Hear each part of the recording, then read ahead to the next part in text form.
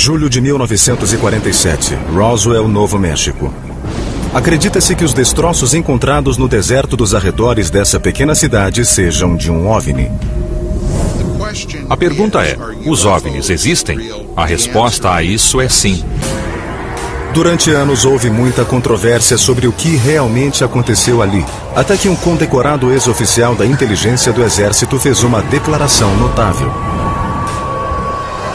Ele disse que os OVNIs não só existiam, como o exército americano tomou conhecimento de suas tecnologias avançadas. Ele estava convicto porque teve essas tecnologias em mãos e viu corpos de alienígenas da nave caída em Roswell. O corpo do humanoide veio da área de Roswell, onde houve um acidente em 1947. Por que acreditaríamos nele? Pelo homem que ele foi, por seus anos de serviços dedicados aos Estados Unidos e pelo fato de ele ser considerado um dos maiores peritos militares em sua especialidade. Quem é essa pessoa? O que ele fez no passado? Das coisas que ele disse, o que se tornou realidade? O tenente-coronel Philip Corso alegou ter sido responsável por levar a tecnologia alienígena aos laboratórios militares e aos cientistas civis para desenvolver laser, fibra óptica, circuitos integrados, óculos de visão noturna e coletes à prova de balas. Examinamos discos voadores caídos ou abatidos, tentando entender seu funcionamento. Outros não acreditam que a tecnologia alienígena tenha impulsionado o complexo industrial militar. Essa é uma forma peculiar de falta de confiança na genialidade humana. Eu achei que Philip Corso não estava dizendo toda a verdade sobre vários pontos. A história de Philip Corso seria mera fantasia de um ambicioso oficial da inteligência? Ou ela confirmaria que um OVNI caiu em Roswell em 1947 e que isso gerou um programa secreto para incorporar a tecnologia alienígena ao desenvolvimento militar?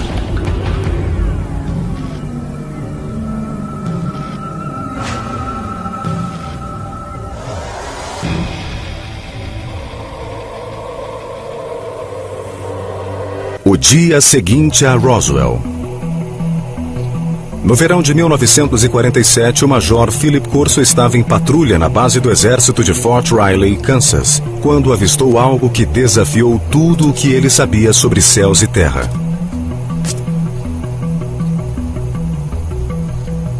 Corso era militar de carreira, um respeitado oficial da inteligência e um comandante da artilharia com acesso a armamento nuclear. Corso jura que viu em um caixote dentro do depósito da base uma forma de vida de outro planeta. Corso publicaria essa e outras revelações em um livro chamado O Dia Seguinte a Roswell, um best-seller do jornal New York Times, publicado em 1997. Em uma das noites de autógrafos, 5 coronéis o procuraram e viram que meu pai estava muito seguro de tudo o que havia escrito. Corso morreu em 1998. Mas o material que ele apresentou em seu livro ainda gera controvérsias. Agora, pela primeira vez, a história completa de sua carreira militar e de suas surpreendentes declarações sobre OVNIs será contada na televisão.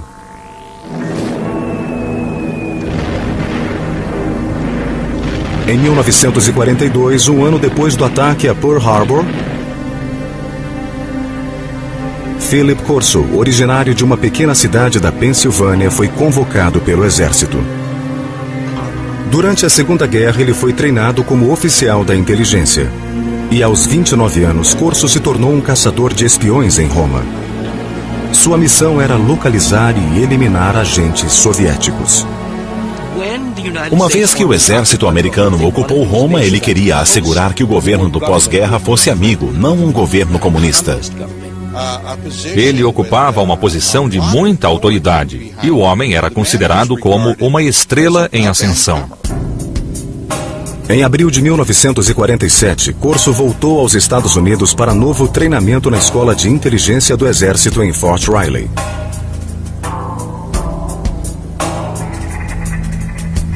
Três meses depois, em julho de 1947, aconteceu a fatídica noite do suposto encontro que o abalou profundamente. Corso tinha 32 anos e o desempenho de seu cargo de oficial incluía a responsabilidade pela segurança da base. Naquela noite, Fort Riley fervilhava com os rumores. 5 caminhões contendo escombros da misteriosa aeronave sinistrada em Roswell, Novo México, haviam chegado à base do Kansas. Corso, experimentado oficial do Exército Secreto, ficou intrigado com o fato. Às 23 horas, ele disse ter entrado no armazém onde estavam guardados os escombros. O guarda de plantão disse a Corso que já havia olhado um dos caixotes recém-chegados e que não conseguia entender o que vira. Corso disse então que ele mesmo iria verificar. Ele viu as caixas, que mais pareciam caixões, mas eram pequenas como caixões de crianças. Para entender melhor, ele se aproximou e removeu a cobertura.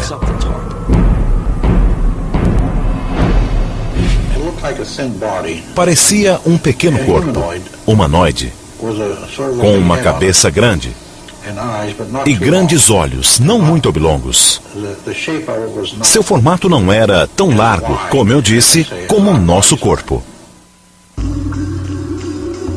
Corso disse que esse foi seu primeiro encontro com extraterrestres, mas que não foi o último, nem o mais significativo. Mais tarde, ele receberia arquivos ultra-secretos e artefatos alienígenas que, segundo ele, gerariam uma nova ordem tecnológica mundial. Mas isso demoraria mais de uma década para acontecer.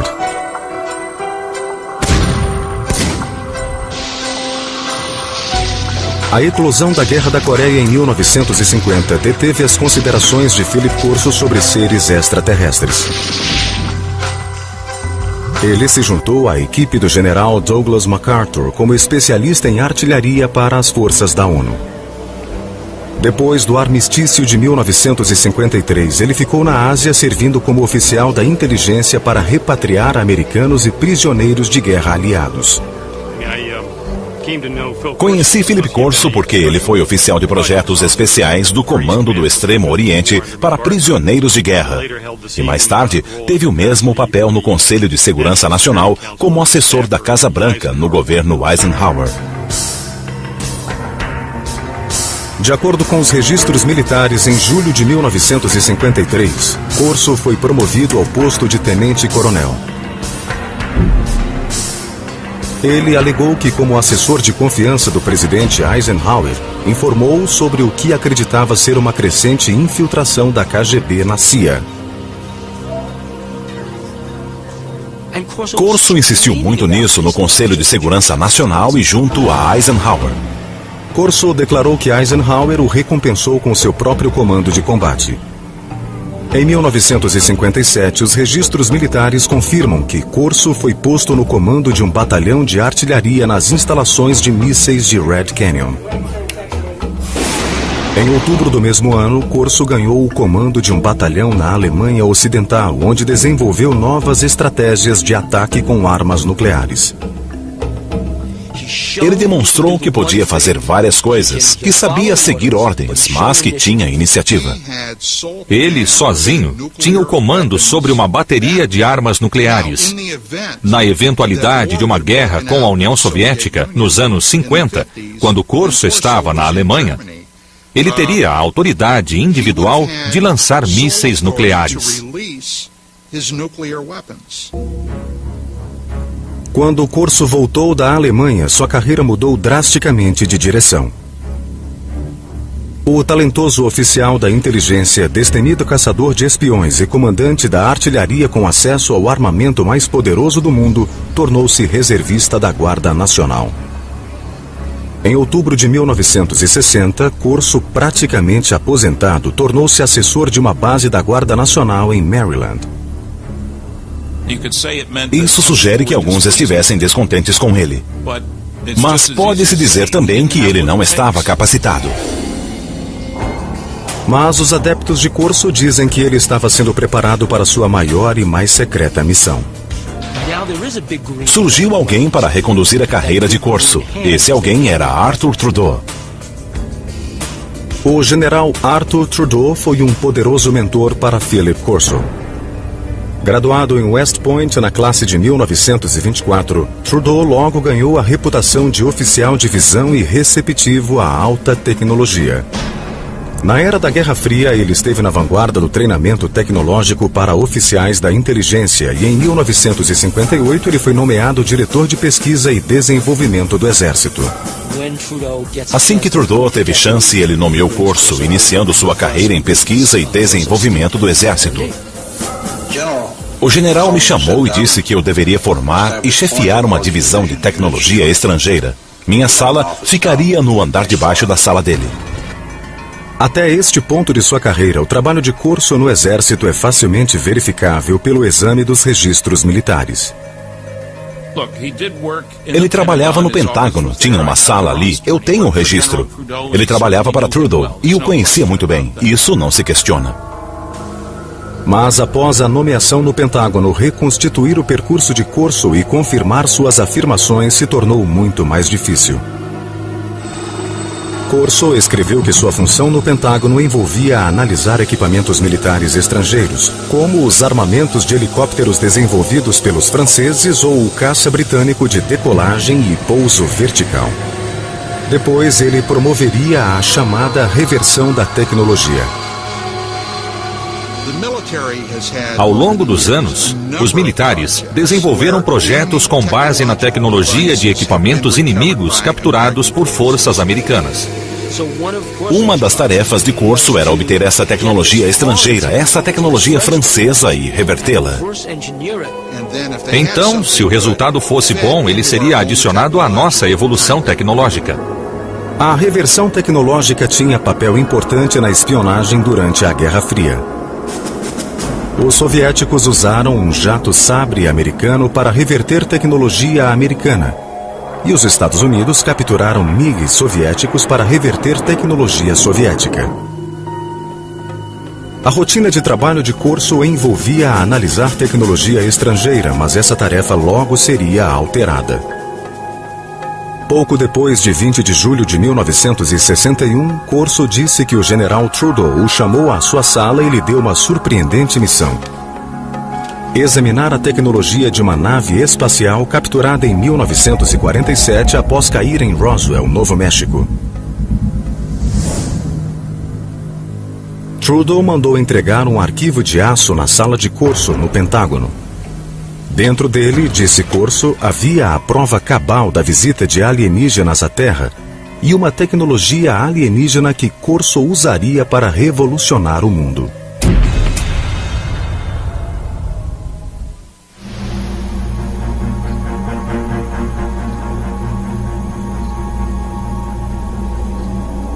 Em 1947, Philip Corso disse ter visto corpos de alienígenas oriundos da queda de um OVNI perto de Roswell, Novo México. A descrição de Corso coincide com a daqueles que se declararam testemunhas oculares do desastre. Os alienígenas, segundo essas testemunhas, eram 4 pequenos seres humanoides, com mãos com 4 dedos, pernas e pés finos, uma cabeça desproporcionalmente grande e olhos grandes e amendoados.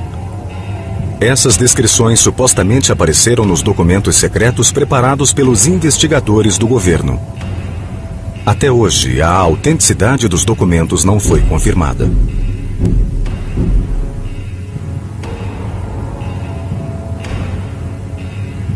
Corso insistiu que não havia contado a ninguém o que vira em Fort Riley. Mas no verão de 1961, o tenente-coronel foi designado a um projeto do Pentágono que o forçaria a recordar sua estranha experiência. Ele foi designado para chefiar as pesquisas de desenvolvimento do Exército no Pentágono, novamente um cargo com muita autoridade. Sua meta era colocar a superioridade do exército americano décadas à frente de seu tempo. Nós tínhamos o conhecimento, nós tínhamos a organização, o dinheiro e os cérebros para isso. E nós o fizemos. Corso disse que durante a Guerra Fria o governo tinha duas grandes apreensões: que os russos tivessem acesso ao material alienígena e que os alienígenas usassem sua superioridade tecnológica para invadir a Terra. Segundo Corso, um simples arquivo de aço guardava materiais extraordinários recolhidos do desastre de Roswell.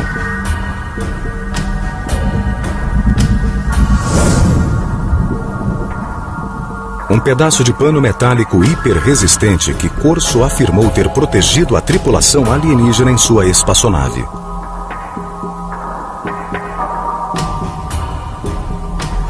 Um tubo que parecia emitir um raio de luz vermelha. Corso imaginava que pudesse ser um instrumento cirúrgico ou uma arma. Uma coroa alienígena que, segundo relatórios militares, pode ter sido usada para transmitir pensamentos ou para controlar a espaçonave. Um conjunto de circuitos impressos em miniatura. Talvez um microcircuito pré-fabricado.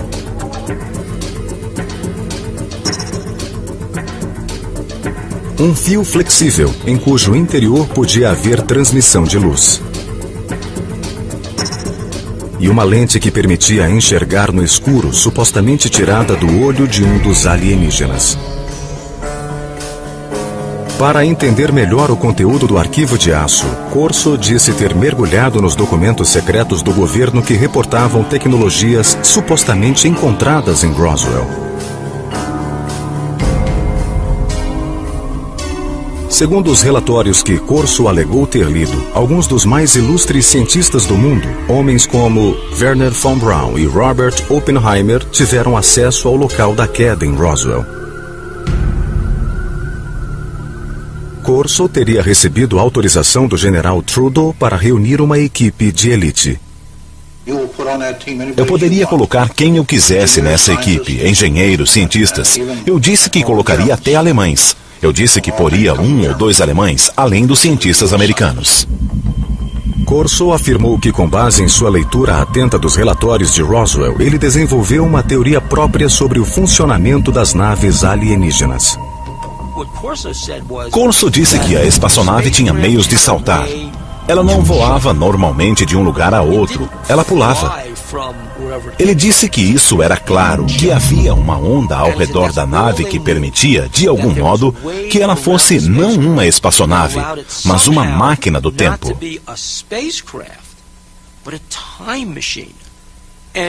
A razão disso é que, para viajar às enormes distâncias que a nave viajava, ela devia deixar o que conhecemos em física por contínuo, espaço-tempo.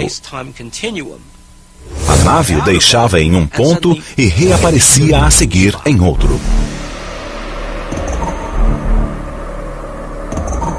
As notas pessoais de Corso detalham seus conceitos. Corso especula que a nave era pilotada por uma interface de controle da mente ajustada ao crânio alienígena. Ao comparar a coroa com os desenhos do cérebro dos alienígenas, parece haver pontos de coincidência entre receptores na coroa e partes do cérebro.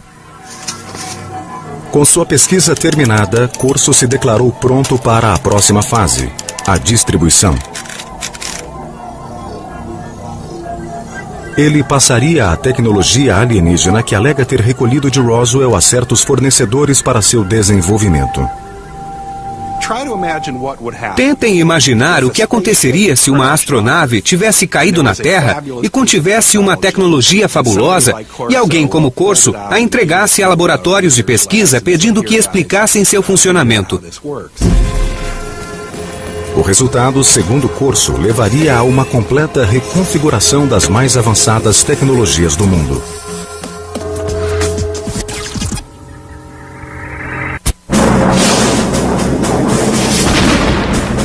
No início dos anos 60, o poderio militar americano estava direcionado para a Guerra Fria e o tenente-coronel Philip Corso queria trazer a tecnologia alienígena de Roswell para o cenário.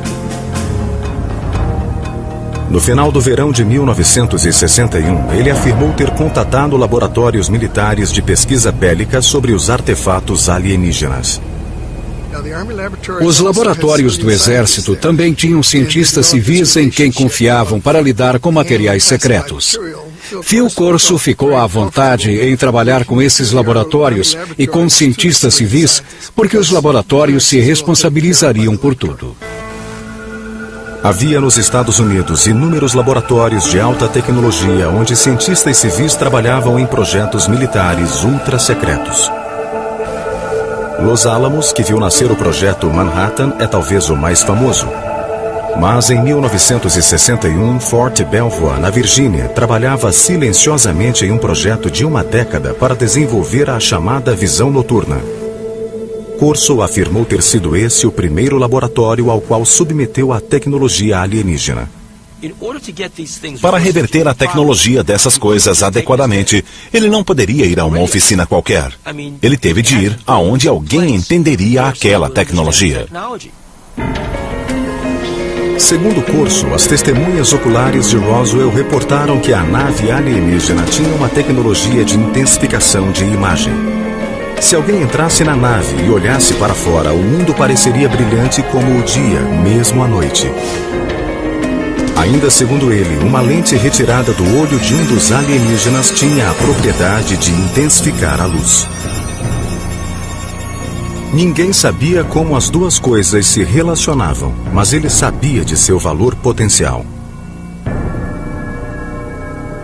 No fim do verão de 1961, Corso ajudou os cientistas de Fort Belvoir ao mostrar-lhes a lente alienígena de intensificação da luz e possivelmente outras tecnologias de luz da nave de Roswell. Apesar de acharmos que há uma clara linha de desenvolvimento desse tipo de tecnologia remontando à Segunda Guerra Mundial, essa tecnologia explodiu geometricamente a partir dessa época. Mas isso poderia ser atribuído à tecnologia recolhida em Roswell, como queria Corso? Segundo ele, poderia.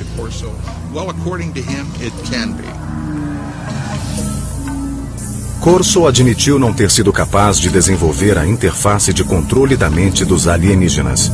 A teoria dele é que ela funcionava somente no cérebro deles. Mas esse revés momentâneo, disse ele, não impediu o desenvolvimento de outro artefato de Roswell, um circuito impresso de desenho misterioso. Nós obtivemos também um chip calcinado pequeno, talvez de 2 centímetros quadrados, com 2 fios que saíam e outra pequena incisão com fios. Isso veio de Roswell. Nós não conhecíamos bem a função dos circuitos integrados, mas suspeitávamos que fossem circuitos elétricos. Corso afirmou ter levado os objetos aos laboratórios Bell que haviam desenvolvido os transistores 14 anos antes. Ele disse que os cientistas da Bell puderam analisar e depois recriar o microchip alienígena. O que haveria se algo assim acontecesse? Bem, o que haveria é que em muito pouco tempo o mundo seria radicalmente transformado. Não há dúvida de que depois do desenvolvimento do circuito integrado no início dos anos 60, o mundo se transformou. Aparelhos eletrônicos, de telefones celulares a computadores laptop se tornaram realidade. Corso alegou que o suposto microchip de Roswell ficou danificado pelo desastre. Mas em seu poder havia outro objeto alienígena cujo funcionamento parecia perfeito. Através dos relatórios, ele sabia que quando se apontava esse raio, ele causava queimaduras à superfície do objeto visado. Corso disse ter lido nos relatórios militares secretos que o artefato de Roswell, aparentemente capaz de abrir buracos em paredes, era uma espécie de ferramenta de corte, talvez usada em cirurgias. Na Hughes Aircraft do final dos anos 50 ao início dos anos 60, pesquisadores trabalharam no que viria a ser o primeiro aparelho de localização e mira a laser de aviões militares. Os engenheiros encontraram obstáculos na tentativa de criar um aparelho prático. Mas quando Corso mostrou a ferramenta de corte alienígena, os problemas acabaram. O processo se acelerou após 1960 porque as pessoas imaginaram novos modos de fazer lasers. E isso trouxe avanço à ciência e à engenharia. O arquivo de aço de Corso continha ainda outro tesouro vindo de Roswell. Eram tubos de vidro. Eles emitiam luzes de diferentes cores. Eles foram mandados aos laboratórios Bell. A partir disso, deu-se um dos maiores avanços, creio que resultaram na atual fibra óptica. Muitos pesquisadores de OVNIs teorizam que a espaçonave não tinha fiação, porque em seu lugar foram usados cabos de fibra óptica. Transmitir informações através da luz não era uma tecnologia nova. Ela datava da época de um pioneiro do telefone, Alexander Graham Bell, que fez um experimento com um aparelho chamado fotofone em 1880. A maioria das pessoas nunca ouviu falar disso, mas naquela época, cientistas sérios acharam a invenção do fotofone mais impressionante do que a do telefone.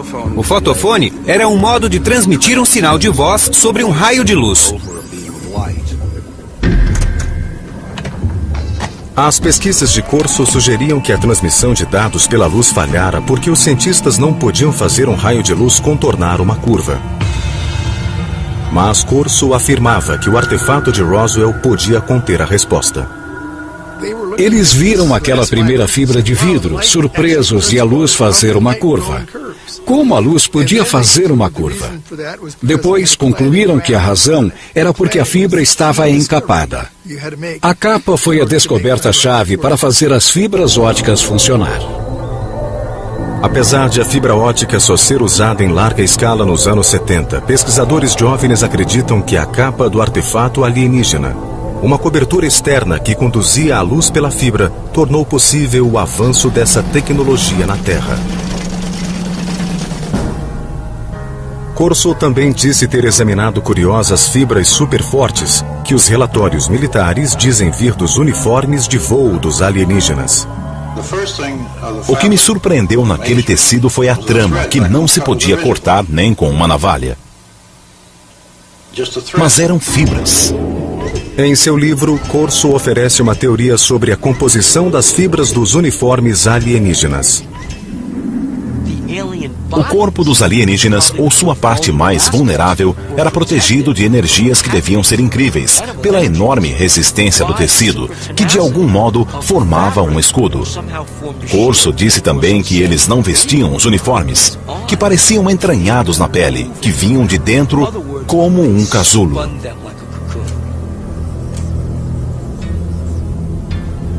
Segundo Corso, ele se perguntou se essas superfibras poderiam se transformar em um escudo à prova de balas para uso policial e militar.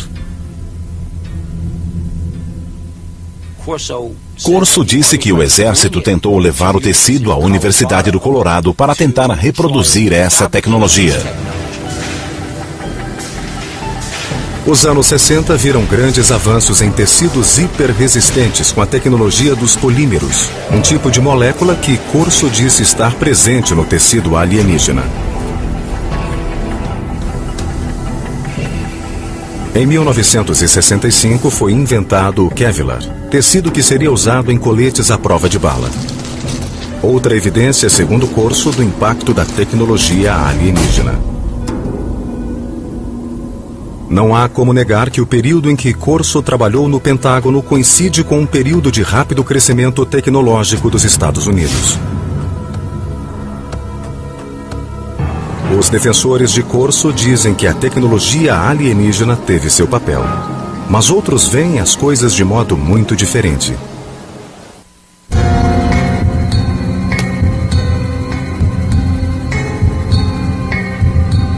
Em seu best-seller O Dia Depois de Roswell, o tenente-coronel Philip Corso afirmou que a tecnologia alienígena obtida em Roswell foi por ele introduzida na agenda tecnológica do exército americano. Mas outros dizem que o salto científico dos anos 60 não foi dado por um herói, e muito menos com a ajuda alienígena. É bom pensar em um herói que nos leva a um novo mundo tecnológico aprendido com discos voadores. Parece ótimo. Mas eu trabalhei em muitos campos de pesquisa e desenvolvimento e sei que não é assim que funciona.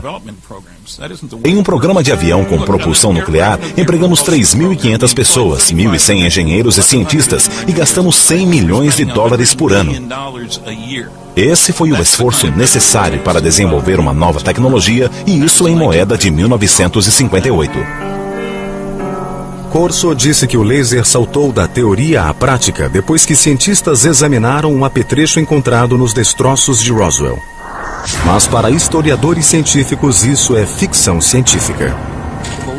O laser é um bom exemplo de uma invenção que não teve um só momento de eureka, onde alguém tem uma súbita inspiração brilhante, sai correndo para o laboratório e 15 minutos depois volta com uma invenção, um laser. O laser começou em 1951, quando um físico da Universidade de Colômbia fazia uma caminhada em Washington. Esse físico era Charles Townes. Me levantei cedo, preocupado, pensando em por que não tínhamos chegado a nada. Bem antes do café, saí e fui caminhar pelo parque. De repente, pensei, nós podemos ter um conjunto de moléculas em supermovimento pelo excesso de energia. Escrevi os números para ver como eu poderia fazer isso oscilar. Ele levou 2 anos e $50 mil de financiamento do governo antes de aparecer com o primeiríssimo laser de micro-ondas, que mal funcionava. O primeiro aparelho de laser usava micro-ondas e não luz. A versão que emitia luz só funcionou em 1960, 9 anos depois de o professor Townes escrever suas notas. Isso não foi um salto com a ajuda de alienígenas. Não, alienígenas não tiveram nada a ver com a tecnologia do laser. E que eu saiba, até agora, alienígenas não nos trouxeram novas informações. O desenvolvimento do laser foi lento e gradual, mas o do circuito integrado foi muito rápido. Os maiores progressos, no entanto, foram feitos pelos cientistas muito depois de Corso se aposentar. O real avanço aconteceu em 1971, quando um homem chamado Ted Hoff concebeu a ideia de colocar um microprocessador inteiro sobre uma peça de silicone, um computador em um chip. Basicamente, o que acontece em um circuito integrado é que se controla o fluxo de elétrons ou, em alguns casos, a ausência de elétrons. Ted Hoff, conhecido como o arquiteto do microprocessador, começou a trabalhar com circuitos integrados em 1968. Hoff discorda da afirmação de Corso de que um chip alienígena capturado em Roswell antecipou sua concepção aqui na Terra. Em um cenário de desastre deve ter havido danos, e esses danos podem dificultar a análise de um objeto. E mesmo que o objeto não estivesse danificado, seria necessário um contexto. Se você tivesse visto o objeto naquele tempo, mas não tivesse um contexto para ele, ou seja, se não soubesse para que serve, haveria pouca chance de entendê-lo. Hoff também disse que para reverter a tecnologia de um circuito integrado em 1961, como disse Corso, seria necessário ter um microscópio eletrônico que só foi inventado em 1966. Mesmo usando equipamentos de hoje, a resolução de objetos vistos por um microscópio óptico comum não permite que ele seja revelado. É preciso usar algo mais sofisticado. Eu não acho que naquele tempo alguém pudesse entender do que se tratava. Philip Corso também declarou que o cabo de fibra óptica alienígena inspirou os cientistas. Mas historiadores científicos não apoiam a afirmação porque a fibra óptica exigiu uma convergência de tecnologias que ocorreram em décadas de desenvolvimento. A ideia se tornou interessante em 1965, quando os lasers já estavam disponíveis e as pessoas perceberam que haveria uso comercial para as fibras ópticas. Então, logo depois, o projeto foi abordado por 3 cientistas inventores da Corning e produziram uma bem-sucedida fibra óptica em 1970. A luz altamente direcional de um laser aumentou a força do sinal. A equipe de pesquisadores da Corning Glass criou uma forma de sílica fundida. Esse material de vidro super puro foi capaz de levar 65 mil vezes mais informação do que um fio de cobre. Isso tornou a fibra óptica comercialmente viável 10 anos depois que Corso alegou ter acelerado a tecnologia. Esse foi o grande feito de Don Keck, de Peter Schultz e de Bob Maurer, quando estavam na Corning, ou seja, criar um modo completamente novo de fazer vidro. Corso também declarou ter inspirado um salto na tecnologia de ampliação de sinal de luz. Mas os historiadores científicos dizem que a tecnologia de transformar a noite em dia também levou décadas para acontecer. O progresso foi tão gradual que remonta à década de 40, quando radares de intensificação de imagens foram usados pelos aliados na Guerra do Pacífico. O primeiro equipamento de visão noturna usava imagens térmicas. Desenvolvido pelos alemães na Segunda Guerra, ele tornava a energia calorífica em um espectro visível, usando luz infravermelha e um receptor. No início dos anos 60, William Spicer, um pesquisador do Departamento de Defesa, criou a tecnologia de intensificação de imagens. Os cientistas de Fort Belvoir usaram o trabalho dele como ponto de partida. A intensificação de imagens não requer luz adicional. Funcionando como um rádio que recebe ondas curtas, ela amplifica a luz existente. Os intensificadores de imagem atuais são tão pequenos que podem ser usados em óculos e podem amplificar a luz 35 mil vezes. Cientistas sugerem que se Corso realmente mostrou um amplificador de imagens aos pesquisadores nos anos 60, isso de pouco serviu para acelerar o progresso da tecnologia. A engenharia que se exigia progrediu muito lentamente. Fazer a visão noturna funcionar dependia em grande parte de uma engenharia espetacular. Finalmente, segundo peritos científicos, as superfibras de Corso não vieram de uniformes espaciais alienígenas, mas de anos de pesquisas de uma cientista chamada Stephanie Kuolek, que trabalhou para a empresa DuPont. Ela aprendeu a organizar cadeias superfortes de átomos em 1965 e em 1971 o Kevlar chegou ao mercado. A teoria de que algo como o Kevlar veio de um disco voador me parece desrespeitosa para com alguém como Stephanie Kuolek, que despendeu enormes esforços, anos de sua vida, uma tremenda dedicação e capacidade mental para desvendar os segredos da natureza. No entanto, alguns céticos insistem que o tenente-coronel Corso simplesmente não tinha a bagagem técnica para conduzir um programa de engenharia reversa. Eu li algo que ele escrevera anos antes e achei muito pouco técnico. Trabalhei na General Electric, Westinghouse, General Motors, TRW Systems, McDonnell Douglas, sempre com muitos técnicos. Eu mesmo sou físico. Eu não vi nada no que Corso escreveu que mostrasse que ele tivesse conhecimento, habilidade, talento, coisas básicas, para tratar dessas questões e realizá-las. Para isso, Corso tinha uma resposta.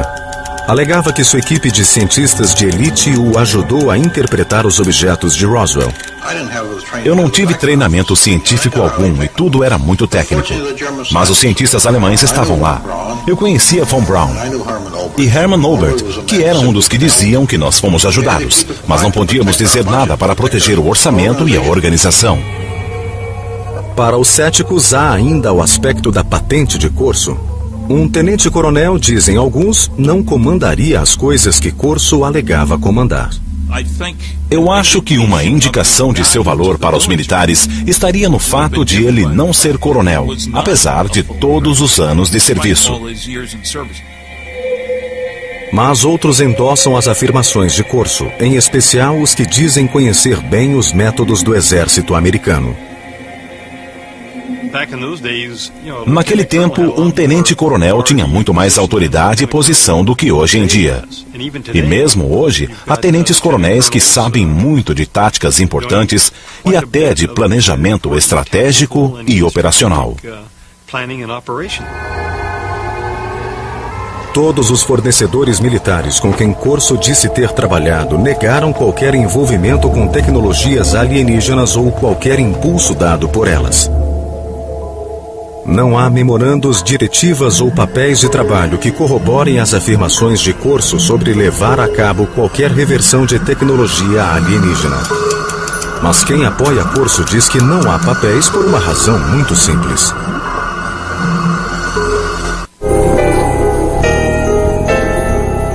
Há um claro consenso entre os que creem que uma nave alienígena caiu em Roswell. O governo americano sistematicamente suprimiu a verdade.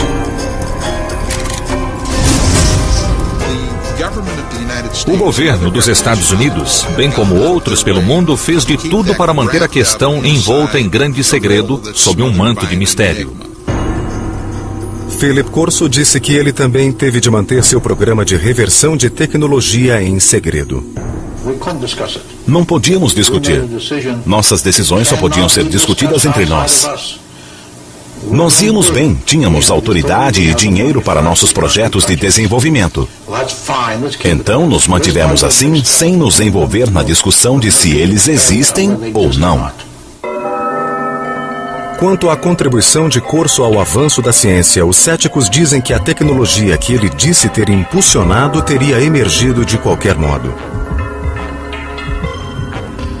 Como prova, eles oferecem a coroa de controle da mente, uma tecnologia alienígena cujo desenvolvimento Corso não reclama para si.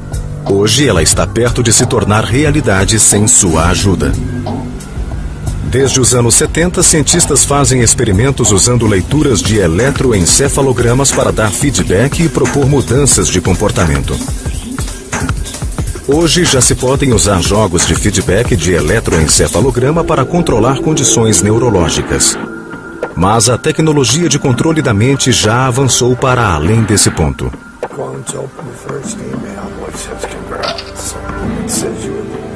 Em 2004, pesquisadores receberam aprovação do FDA para testar implantes cerebrais destinados a permitir que pessoas deficientes controlem um computador usando o pensamento.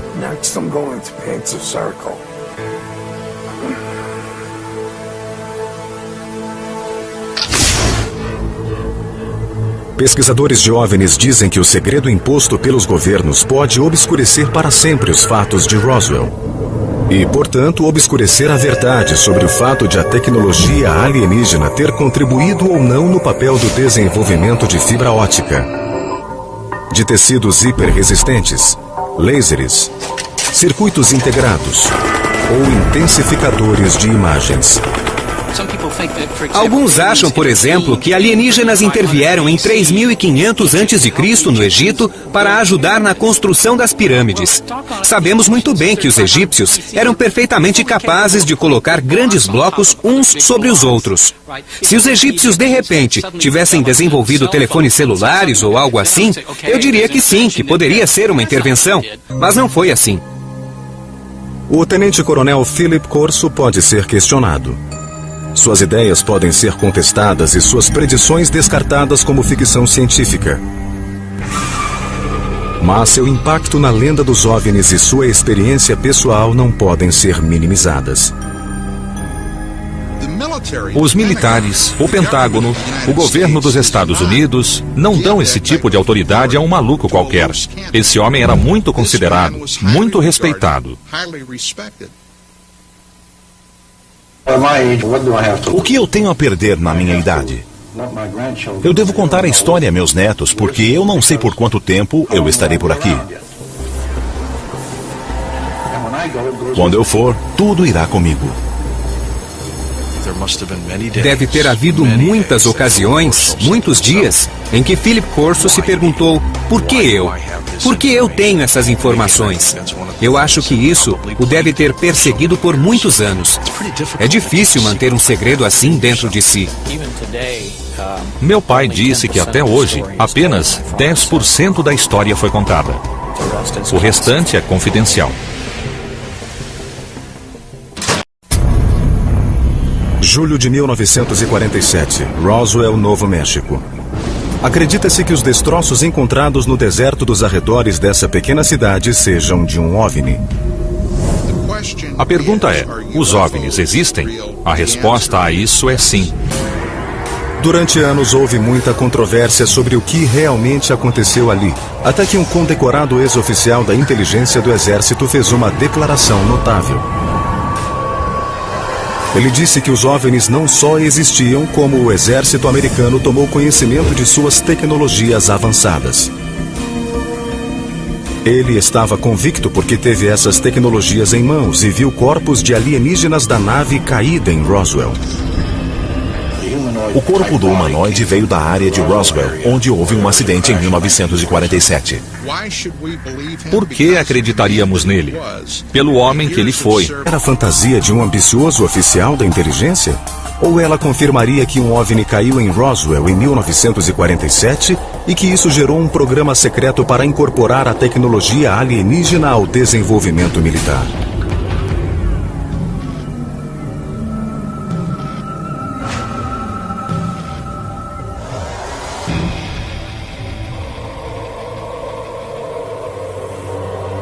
O dia seguinte a Roswell. No verão de 1947, o Major Philip Corso estava em patrulha na base do exército de Fort Riley, Kansas, quando avistou algo que desafiou tudo o que ele sabia sobre céus e terra.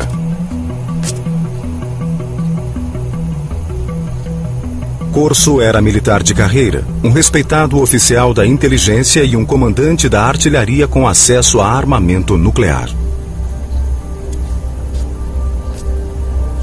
Corso jura que viu em um caixote dentro do depósito da base uma forma de vida de outro planeta.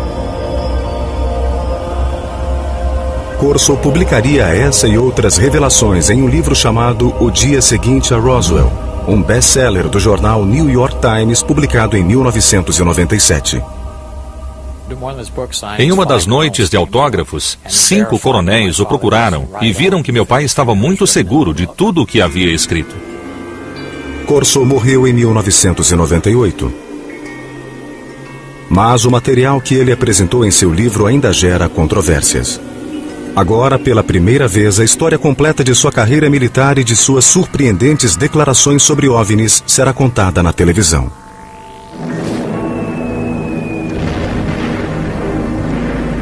Em 1942, um ano depois do ataque a Pearl Harbor, Philip Corso, originário de uma pequena cidade da Pensilvânia, foi convocado pelo exército. Durante a Segunda Guerra, ele foi treinado como oficial da inteligência. E aos 29 anos, Corso se tornou um caçador de espiões em Roma. Sua missão era localizar e eliminar agentes soviéticos. Uma vez que o exército americano ocupou Roma, ele queria assegurar que o governo do pós-guerra fosse amigo, não um governo comunista. Ele ocupava uma posição de muita autoridade e o homem era considerado como uma estrela em ascensão. Em abril de 1947, Corso voltou aos Estados Unidos para novo treinamento na Escola de Inteligência do Exército em Fort Riley.